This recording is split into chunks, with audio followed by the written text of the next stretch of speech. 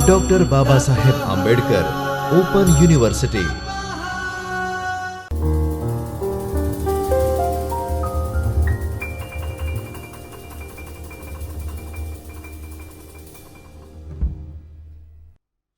विद्यार्थी मित्रों नमस्कार। मैं डॉक्टर बाबा साहब आंबेडकर ओपन यूनिवर्सिटी अहमदाबाद के चैतन्य स्टूडियो से हिंदू स्टडीज डिपार्टमेंट में असिस्टेंट प्रोफेसर शुभम तिवारी आज के इस संवाद सत्र में एक बार आपसे पुनः मिल रहा हूं। अपना जो आज के संवाद सत्र का विषय है वह है व्यंजन संधि। और विद्यार्थी मित्रों आपको स्मरण होगा कि हमने पूर्व में ये अध्ययन किया।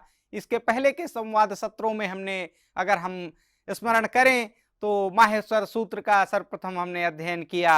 माहेश्वर सूत्र के बाद हमने देखा प्रत्याहार क्या है, फिर स्वर वर्ण क्या है, व्यंजन वर्ण क्या है, स्वर हैं तो कौन से स्वर हैं, ह्रस्व दीर्घ या प्लुत, फिर व्यंजन हमने देखे कि कौन से व्यंजन हैं।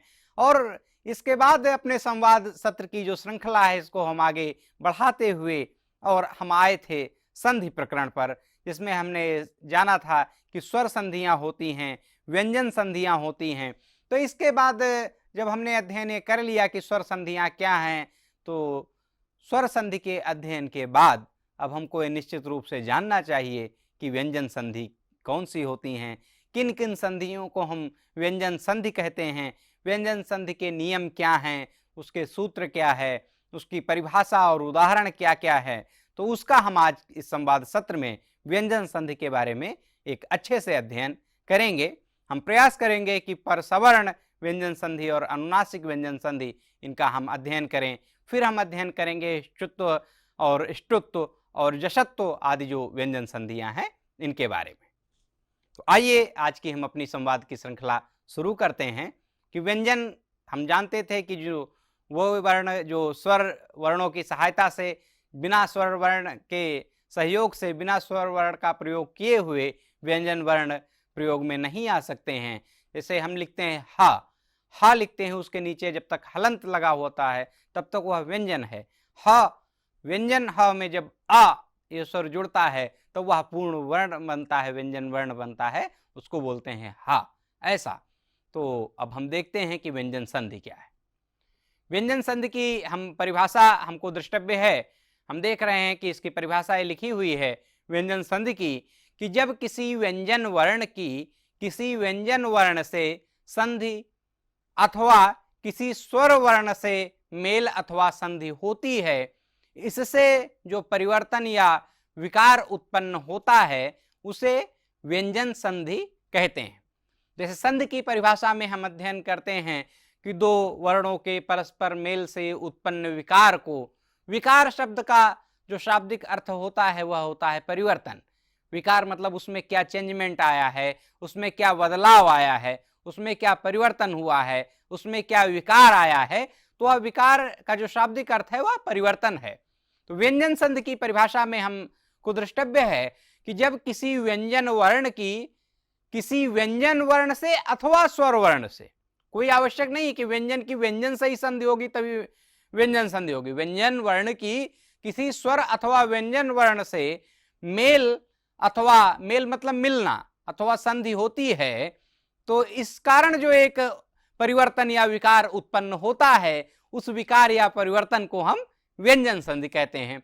व्यंजन संधि के अब उदाहरण हम देखें कि दिक् धन भ्रम बराबर दिग्भ्रम, वाक धन मय बराबर वांगमय, दिक् धन गज बराबर दिग्गज। दिक् दिशा का पर्यायवाची है, दिग् धन भ्रम मतलब दिग्भ्रम, दिशा का भ्रम होना।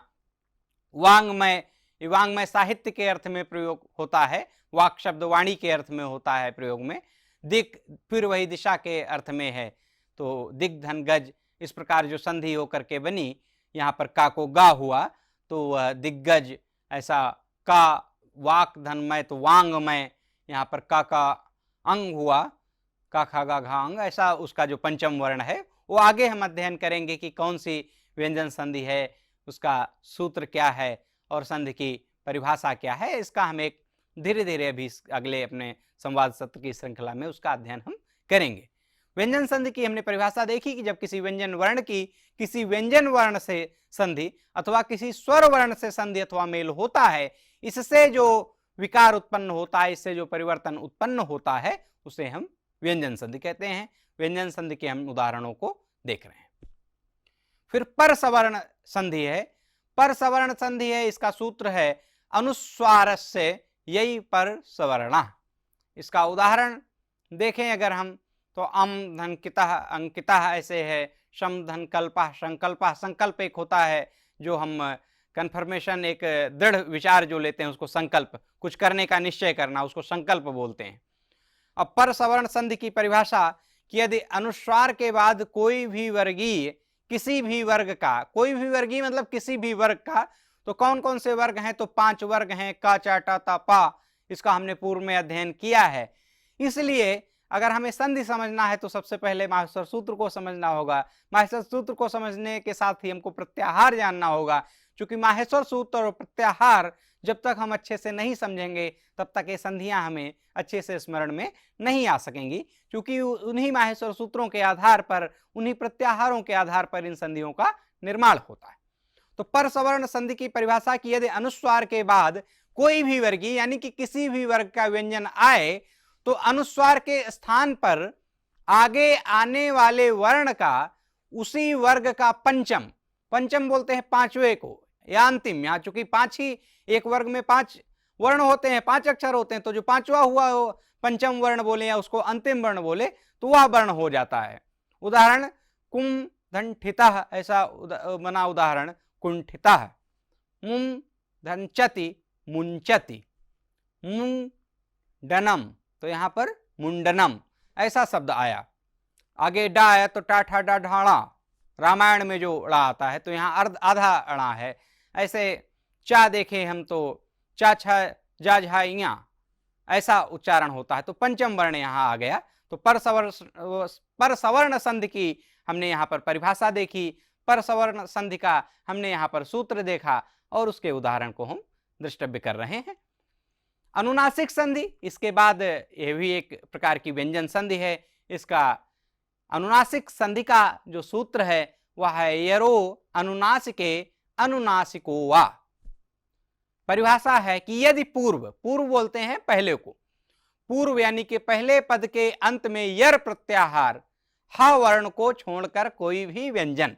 अब प्रत्याहार यहां भी आ रहे हैं, तो चूंकि संधियां प्रत्याहार माहेश्वर सूत्र इन्हीं पर निर्भर करती हैं, तो परिभाषा हम देख रहे हैं कि यदि पूर्व यानी कि पहले पद के अंत में यर प्रत्याहार, इसमें एक्सेप्शन क्या है, ह वर्ण, व्यंजन ह वर्ण, ह वर्ण को छोड़कर कोई भी व्यंजन हो और उत्तर पद बाद में आने वाला पद, उत्तर पद मतलब परे या बाद में आने वाला जो पद है के आदि यानी कि प्रारंभ शुरू में अनुनासिक, प्रत्येक वर्ग का अंतिम या पंचम वर्ण, अनुनासिक वर्ण होते हैं यम गणना नाम अनुनासिक, ऐसा तो जो आखिरी के जो वर्ण होते हैं जिसमें का खा गा घा अंग चा छा जा झा, तो ऐसे करके जो ये 5 हैं, या अंग या ड़ा ना और माँ, ऐसे ये 5 अंतिम वर्ण हैं, ये अनुनासिक वर्ण कहते हैं।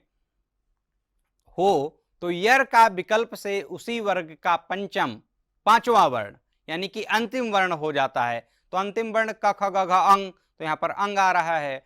च च जा झा, तो यहाँ इया आ रहा है। फिर टा ठा डा ढाड़ा, तो ड़ा आ रहा है। फिर ता था दा धा ना, फिर ना आ रहा है अंतिम वर्ण ता वर्ग का। और फिर पा फा बा भा मा, तो पा वर्ग का अंतिम वर्ण मा है, वो भी यहाँ आ रहा है।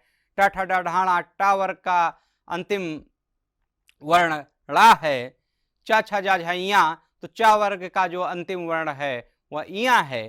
क ख ग घ अंग, तो ये अंग जो है वर्ण वह क वर्ग का अंतिम वर्ण है, तो यह अंतिम वर्ण हो जाता है यानी कि पंचम वर्ण हो जाता है उसी वर्ग का।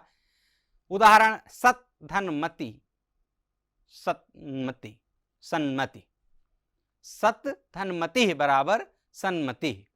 तो ऐसा हम उदाहरण देखते हैं कि जो ता था दा धा ना ता वर्ग है, उसका ता था दा धा ना ता वर्ग का जो अंतिम वर्ण है वह ना है, तो सत धन मति में क्या आ जाता है आगे, ता की जगह ना आ जाता है, ता था दा धा ना।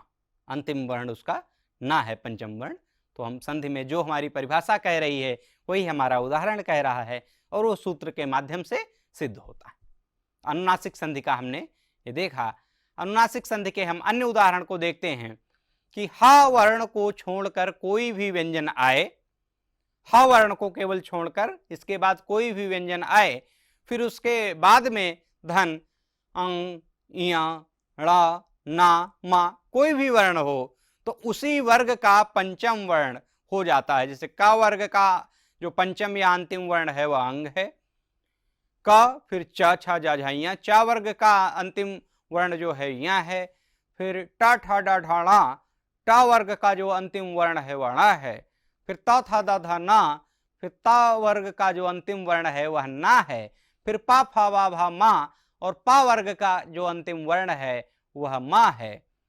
और इस प्रकार हम देखते हैं कि जगत धन नाथ हम संधि होती है, दो वर्णों के परस्पर मेल से जो उत्पन्न विकार है उसको हम संधि कहते हैं। दो व्यंजन या व्यंजन धन स्वर कोई भी ऐसा वर्ण आए उसके मेल से जो भी एक विकार है वो संधि के अंतर्गत ही आता। और यहाँ हम व्यंजन संधि का अध्ययन कर रहे हैं तो हम देखें जगत धन नाथ बराबर जगन्नाथ। त, थ, द, ध, न। ता की जगह कौन सा वर्ण आया? ना, क्योंकि वो उसी ता वर्ग का अंतिम वर्ण है। ता, थ, द, ध, ना। वाक धन मया बराबर वांगमया। वांगमय शब्द साहित्य के अर्थ में प्रयुक्त होता है। क, ख, ग, घ, अंग। हमारा जो सूत्र कह रहा था, इसके पहले हम अगर देखें तो हमारा जो सूत्र कह रहा है कि उसी वर्ग का पंचम वर्ण या अंतिम वर्ण होता है, वही हमारा उदाहरण भी यहाँ पर स्पष्ट आ रहा है।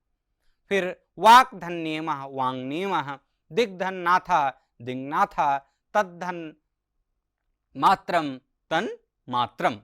तो ऐसा हम देखते हैं हमारे अनुनासिक संधि के उदाहरण हैं। हमने अध्ययन किया अनुनासिक संधि क्या है, अनुनासिक संधि के उदाहरण क्या हैं, कि वह किस प्रकार पंचम वर्ण होता है। अनुनासिक संधि का हमने सूत्र का अध्ययन किया।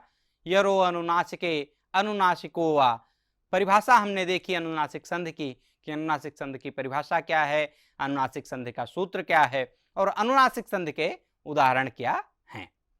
इसके पहले हमने अभी अध्ययन किया पर सवर्ण संधि का कि पर सवर्ण व्यंजन संधि क्या है। ये सभी व्यंजन संधियां हैं। इनके साथ हम एक ऐसा शब्द भी प्रयोग कर सकते हैं पर सवर्ण व्यंजन संधि, अनुनासिक व्यंजन संधि, ऐसे शब्द भी हम प्रयोग साथ में कर सकते हैं क्योंकि ये सभी जो भी संधियां हैं वो व्यंजन संधि है। पर सवर्ण संधि का हमने सूत्र देखा, पर सवर्ण संधि का हमने उदाहरण देखा, परिभाषा, उदाहरण, सूत्र, इसका हमने विस्तृत अध्ययन किया। हमने जाना कि व्यंजन वर्ण कौन से हैं जो स्वर वर्ण की सहायता के बिना जो वर्ण एग्जिस्ट नहीं कर सकते हैं, जो स्थापित नहीं हो सकते हैं, वो व्यंजन वर्ण होते हैं। फिर व्यंजन संधि क्या है, व्यंजन संधि के उदाहरण कौन कौन से हैं, इसका भी हमने आज के इस संवाद सत्र में अध्ययन किया। विद्यार्थी मित्रों, हम आज के इस संवाद सत्र में इतना ही चर्चा करेंगे। अगले संवाद सत्र में हम पुनः आपसे मिलेंगे। इष्टुत्व, इष्टुत्व और जसत्व आदि जो व्यंजन संधियां हैं इनके बारे में हम उस अगले अपने संवाद सत्र में अध्ययन करेंगे। तब तक के लिए नमस्कार, आप सभी को धन्यवाद। स्वाध्यायः परमः